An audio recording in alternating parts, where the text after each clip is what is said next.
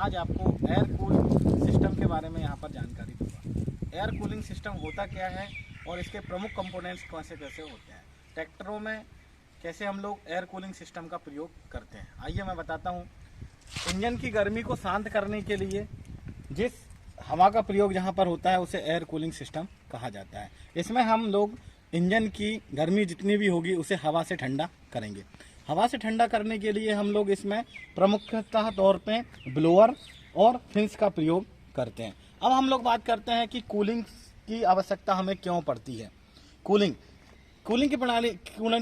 की आवश्यकता हमें क्यों पड़ती है। सबसे पहला कारण होता है इंजन के अंदर जलने वाली गैसों का जो तापमान होता है वो 1500 डिग्री से लेकर 2000 डिग्री तक पहुंच जाता है। इतने डिग्री पर कोई भी कंपोनेंट्स क्या होगा, गल जाएगा। तो उसको निकालने के लिए, उस गर्मी को निकालने के लिए हम लोग कूलिंग प्रणाली का प्रयोग करते हैं। साथ में दूसरा अगर हम लोग बात करें तो अत्यधिक तापमान होने के कारण सिलेंडर के अंदर तथा पिस्टन के ऊपर जो ऑयल की परत रहती है वो जम जाती है, जिसमें उसमें ऑक्सीकरण हो जाता है।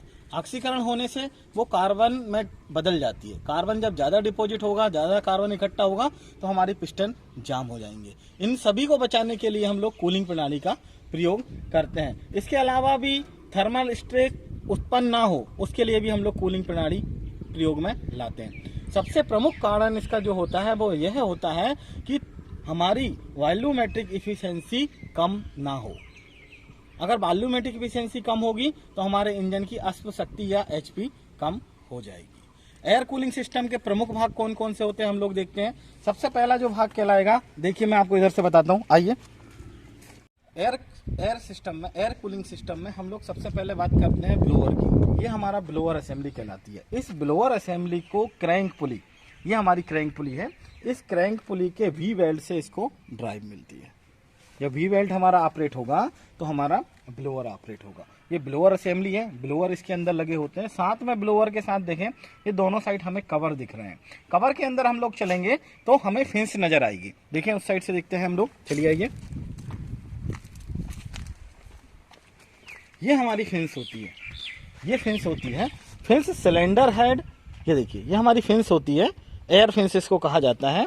फिन्स हमारी सिलेंडर हेड और सिलेंडर ब्लॉक में हम लोग लगा के उसको रखते हैं। फिन्स लगाने से हवा का कांटेक्ट एरिया लाइनर के चारों साइड बढ़ जाता है, इसलिए हम लोग फिन्स का प्रयोग करते हैं। साथ में अगर हम लोग देखें तो एक हमें ये वाटर गेज यहाँ से हमारे यहाँ से देखिए, ये टेम्परेचर गेज हमें यहाँ से दिख रहा है। ये टेम्परेचर गेज होता है जो हमें डैशबोर्ड पर दिखाता है कि हमारे इंजन का टेम्परेचर कितना हो रहा है। जब अगर हम लोग बात करें एयर कूल सिस्टम की, अगर हम लोग बात करें तो इसमें सबसे महत्वपूर्ण होती है फिन्स। इसमें फिन्स का क्षेत्रफल ज़्यादा से ज़्यादा होना चाहिए। हवा का वेग, वेलोसिटी एवं मात्रा, फिन्स के तापक्रम और ठंडी करने वाली हवा का तापक्रम, ये बहुत महत्वपूर्ण होता है किसी भी एयर कूल सिस्टम को करने के लिए। अगर इसके आगे हम लोग बात करें तो दोनों साइड में देखो ये कवर लगे हुए हैं। ये कवर क्या होते हैं, हवा को बाहर की तरफ नहीं निकलने देते हैं। ये फिन्स के चारों साइड हवा को घुमाने के बाद बाहर की तरफ निकालने का काम करते हैं। अब एयर कूल सिस्टम सबसे महत्वपूर्ण क्यों होता है, क्योंकि देखिए सबसे पहले ये वजन में हल्के होते हैं, क्योंकि इसमें रेडिएटर, पानी, वाटर जैकेट नहीं होते, तो ये इसके लिए बहुत हल्के होते हैं, कम महंगा होते हैं।